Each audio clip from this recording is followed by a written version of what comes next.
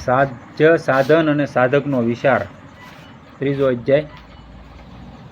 વ્યાસજી બોલ્યા એ પ્રમાણે સૂત મુનિનું વચન સાંભળી મહર્ષિઓએ કહ્યું, વેદાંતના સર્વસાર સ્વરૂપ એ અદ્ભુત શિવપુરાણ આપ સંભળાવો. એટલે અત્યંત પ્રસન્ન થયેલા સૂત પુરાણીએ ભગવાન શંકરનું સ્મરણ કરીને ઉત્તમ મુનિઓને કહ્યું. સૂત બોલ્યા, એ ઋષિઓ, તમે સર્વ નિર્દોષ ભગવાન શંકરનું સ્મરણ કરી વેદના સાર તત્વથી પ્રગટેલું ઉત્તમ શિવપુરાણ સાંભળો.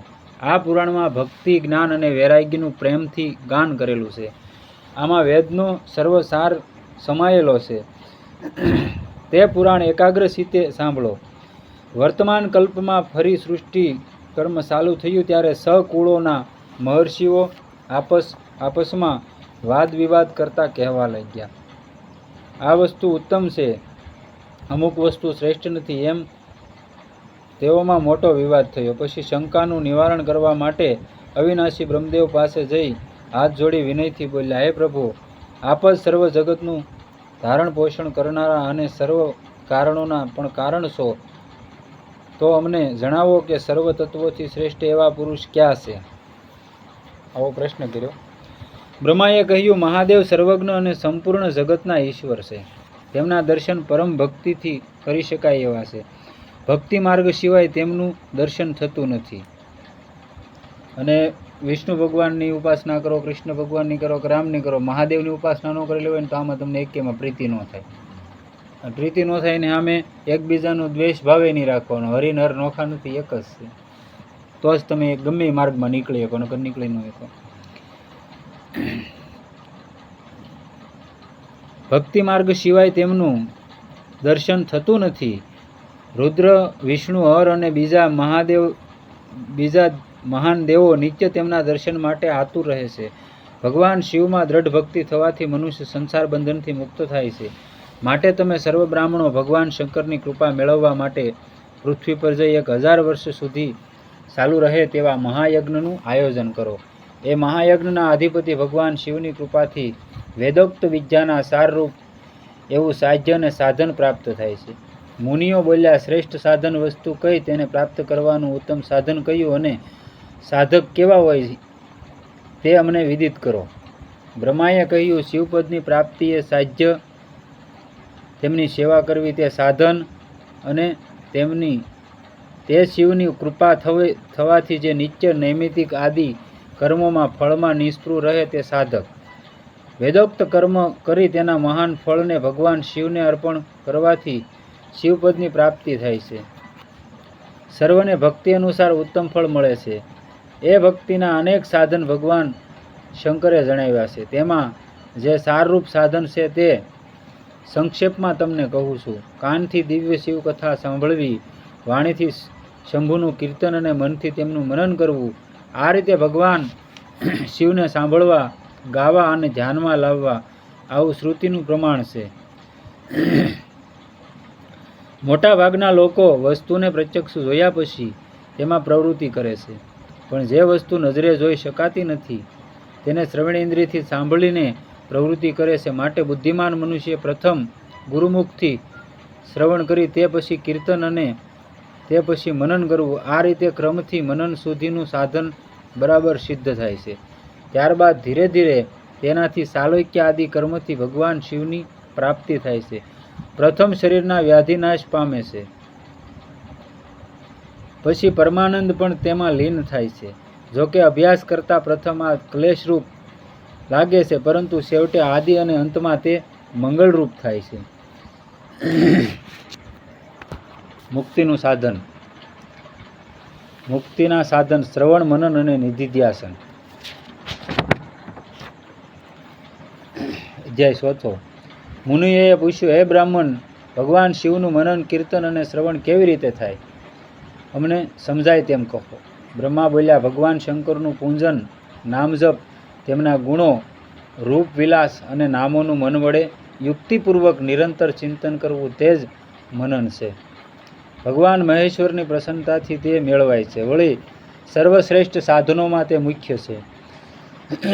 ભગવાન શંકરના પ્રતાપનું ગીત રૂપે વેદ મંત્રોથી કે કોઈ પણ ભાષામાં સ્પષ્ટ વાણી દ્વારા જે મધુર સ્તવન કરવું તે એમનું કીર્તન છે. આ લોકમાં તે મધ્યમ સાધન ગણાય છે. વળી ભગવાન મહેશ્વરમાં ભક્તિ પેરતી કથા, ભજન, ધ્વનિ કે જપ આ શબ્દો કાનથી સાંભળવામાં આવે તેને આ લોકમાં વિદ્વાનો શ્રવણ કહે છે. સજ્જનોની સંગતથી પ્રથમ ભગવાન શંકરનું શ્રવણ થાય છે. કોઈ મહાપુરુષની સંગતિ થાય ત્યારે જ તમને સત્સંગ મળે, નકર સત્સંગ મળે નહીં. એટલે કે અહીંયા કે કોઈ મહાન સજ્જનોની સંગતિથી પ્રથમ ભગવાન શંકરનું સ્મરણ થાય છે, પછી તેમનું કીર્તન થાય છે અને ત્યારબાદ તેમનું ઉત્તમ મનન થાય છે.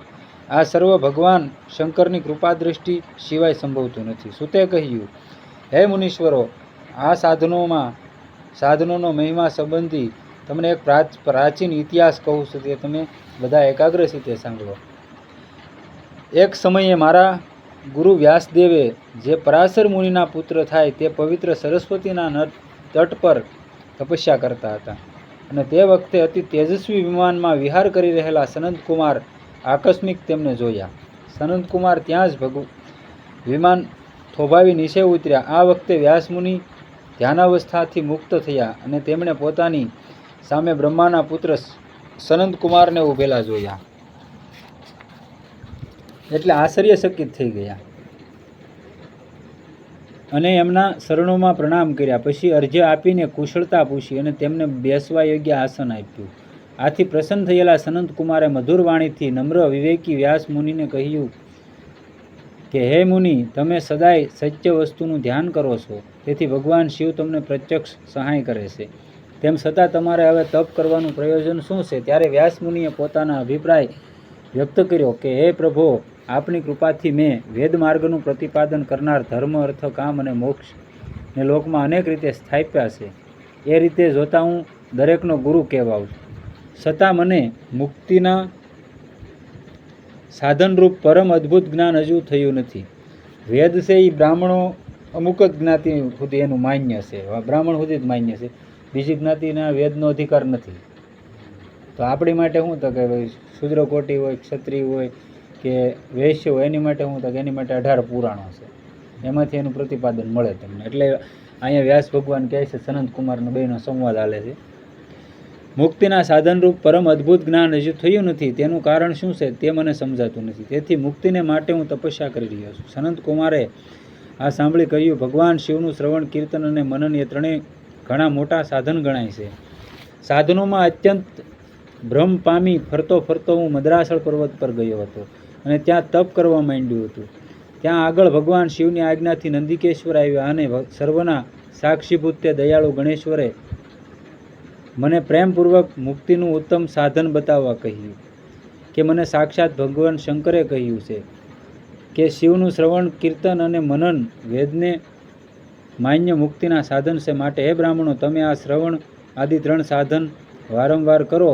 આમ વ્યાસ મુનિએ કહીને સનંતકુમાર સેવક સાથે વિમાનમાં બેસી પરમ પવિત્ર બ્રહ્મધામમાં ગયા. એ પ્રમાણે ટૂંકમાં પૂર્વ વૃત્તાંત મેં તમને જણાવ્યું. ઋષિઓ બોલ્યા, હે સૂત મુનિ, આપે શ્રવણ, કીર્તન, મનન આ 3 સાધનોને મુક્તિના સાધન તરીકે કહ્યા, પરંતુ જે મનુષ્ય આ 3 સાધનો મેળવવા માટે આસક્ત હોય તેની કેવી રીતે મુક્તિ થાય? તેને કયા કારણથી વિના પ્રયત્ને જ મોક્ષ પ્રાપ્તિ થાય? એ કહો. એવી આગળના અધ્યાયમાં આવશે. સદગુરુદેવ કી જય. સીતારામ રામ રામ સીતારામ રામ